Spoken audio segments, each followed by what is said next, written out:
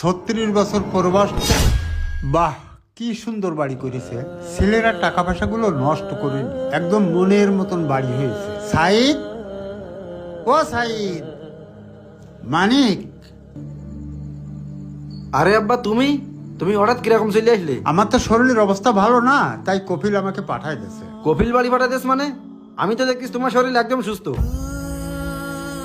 তোমার কলাম আর 2-3 বছর থাকি তাই বাড়ি আইছো, তা না করি তুমি হঠাৎ না জানায় বাড়ি চলে আইছো। আরে বাবা, আমিও তো চাইছিলাম 2-3 বছর থাকি বাড়ি চলে আসবো, কিন্তু আমার বয়স হয়ে গেছে তো আগের মতন সেইভাবে আর কাজ কাম করতে পারে না, তাই কপিল আমাকে বিমান টিকিট করে একেবারে বাড়ি পাঠায় দিয়েছে। আমি তো দেখতে পাচ্ছি তুমি একদম সুস্থ রয়েছো, আর 2-3 বছর থাকলে কি এমন ক্ষতি হতো? আসসালামু আলাইকুম আব্বা। ওয়ালাইকুম আব্বা আসসালাম। তুমি ভালো আছো? হ্যাঁ আছি আলহামদুলিল্লাহ। তুমি না বলি কিরাম চলে আসলে? আরে বাবা, তা তোরা আমাকে ভিতরে নিয়ে যাবি না এখানে দাঁড়ায় পড়ি কথা বলবি? আব্বা কি করি যে কব, আমার যে দুটো রুম, একটা রুমে আমার শ্বশুর শাশুড়ি থাকে আর একটা রুমে আমরা থাকি। মানিক ভাই, তুই তো সবকিছু জানিস। আব্বারে তোর ওই পাশে একটু জায়গা দে। তোর শ্বশুর শাশুড়ি আছে, আমার শ্বশুর শাশুড়ি নাই।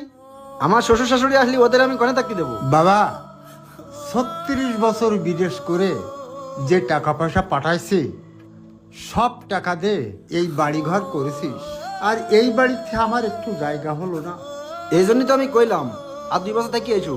আর 2 বছর থাকলে তো আমি উপরে ছাদটা দিয়ে দিতে পারতাম, তখন তো তুমি উপরে থাকতে পারতে। তা না করি তুমি হঠাৎ চলে আইছো। মানিক তাহলে এক কাজ করা যাক, সামনে যে গোয়ালঘর করতেছি ওই জায়গায় ছাউনি দিয়ে আব্বা থাকার ব্যবস্থা করা যাক। বাহ বাবা বাহ, আমি মাথার ঘাম পায়ে ফেলে মরুর বুকে প্রখর রৌদ্রে কষ্ট করে যে টাকা পাঠাইছি সেই টাকা তোরা বাড়িঘর করেছিস।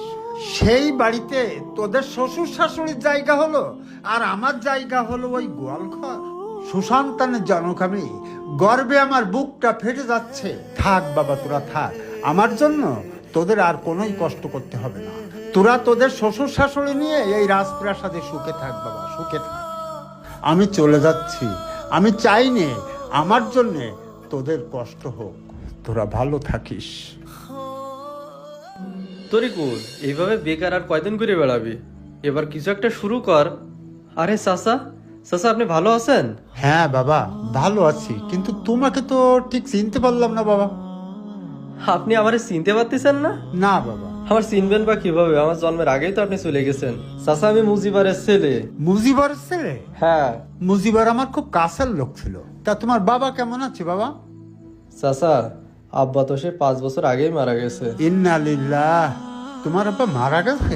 লোকটা খুব ভালো ছিল। চাচা, আপনি টেনশনে আছেন নাকি? আপনারে দেখে মনে হচ্ছে যে আপনি খুব কষ্টে আছেন। না বাবা, আমার মন খারাপ না, তোমরা তোমাদের কাজে যাও বাবা। চাচা, নিশ্চয়ই আপনার কোনো সমস্যা হয়েছে। আপনি বলেন তো আপনার কি হয়েছে? না, তেমন কিছু হয়নি বাবা, তোমরা যাও। চাচা, আপনার কি হয়েছে আপনি আমাদের সাথে বলেন। বাবা তাহলে শোনো। কি করি যে কব, আমার যে দুটো রুম, একটা রুমে আমার শ্বশুর শাশুড়ি থাকে আর একটা রুমে আমরা থাকি। 2 বছর থাকলে তো আমি উপরে ছাদটা দিয়ে দিতে পারতাম। সামনে যে গোয়ালঘর করতেছি ওই জায়গায় ছাউনি দিয়ে আব্বা থাকার ব্যবস্থা করা যাক। তাই আমি আবার চলে যাচ্ছি বাবা। চাচা, আপনি এসব কি বলতেছেন? আপনি আমাদের সাথে চলেন। না বাবা, আমি আর ওই বাড়ি ফিরে যাব না।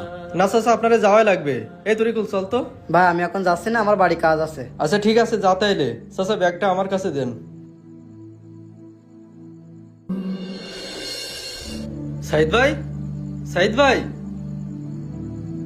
আরে কায়ুম, তুই হঠাৎ আমাদের বাড়িতে কি মনে করে আসলি নাকি? এ চাচা কি বলতেছে? তোরা নাকি চাচারে বাড়ি থেকে বের করে দিছে? কই, আব্বারে তো আমরা বাড়ি থেকে বাইর করে দিনি। আব্বা তো রাগ করে চলে গেছে। আমরা বলেছি বাড়িতে থাকার জায়গা নেই, গোয়াল ঘরে ছাউনিতে দিচ্ছি ওই জায়গায় থাকুক। এখন যদি সে না থেকে চলে যায় সেটা কি আমার কি দোষ? এই চাচারে তোরা গোয়াল ঘরে রাখবি? আরে এই চাচা 36 বছর বিদেশ কেটেছে শুধু তোদের ভালো রাখার জন্য। তার নিজের কথা কখনো চিন্তা করেনি। এই বয়সে শুধু তোদের ভালো রাখার জন্য তিনি পরিশ্রম করে যাচ্ছেন। এই যে রাজপ্রাসাদ সবকিছুই তিনি করলো, অথচ সেই বাড়িতে তোদের শ্বশুর শাশুড়ির জায়গা হচ্ছে, কিন্তু তোর এই বৃদ্ধ বাপের জায়গা হচ্ছে না। তারে তোরা গোয়াল ঘরে রাখতে চাচ্ছিস। এই পূর্ববাস কি জিনিস জানিস? আমরা থেকে আসছি, আমরা ভালোভাবে জানি প্রবাসে 2 টাকা ইনকাম করতে কয় ফোঁটা ঘাম জড়ানো লাগে সেটা তোরা জানিস নি। মাস গেলে বড় বড় বান্ডেল হাতে আসে বলে মনে করিস প্রবাসীরা টাকা ছাপানো মেশিন। প্রবাসের কষ্ট যদি তোরা বুঝতিস তাহলে চাচারে বাড়ি থেকে কখনোই বের করে দিতিস নি। আরে বাবা কি জিনিস জানিস? বাবা হলো একটা বট গাছ। সে বৃদ্ধ হইলেও মুখে খাবার না দিতে পারলেও সে ছায়া দেয়।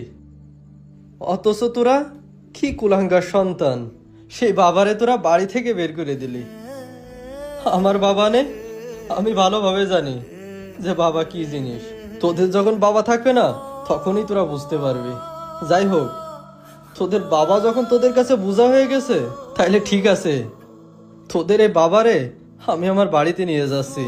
আমার যেহেতু বাপ নেই, আমি তারে আমার বাপের মতন করে দেখবো। চাচা চলেন। আব্বা, আব্বা দাঁড়াও। আব্বা, আমরা আমাকে ভুল বুঝতে পারিছি, তুমি আমাকে ক্ষমা করে দাও। আমরা তোমার কোথাও যাইতে দেবো না। বাজান, তোরা আমার বুকে আয়। আব্বা তুমি তোরা যে আমার ক্ষমা তোদের করে দাও। ভুল বুঝতে পারছিস, এটাই আমার অনেক বাবা। আব্বা আজ থেকে তুমি আমাদের সাথে থাকবা। বাবা ছেলেদের সুখের জন্য নিজের জীবনটা উৎসর্গ করে দেয়, কিন্তু অনেক সময় সেই বাবার কষ্ট কেউ বোঝে না। তাই যতদিন তারা বেঁচে আছেন তাদের সম্মান দেওয়া, কারণ তাদের দোয়া ছাড়া কোনো সন্তানের বরকত আসে না।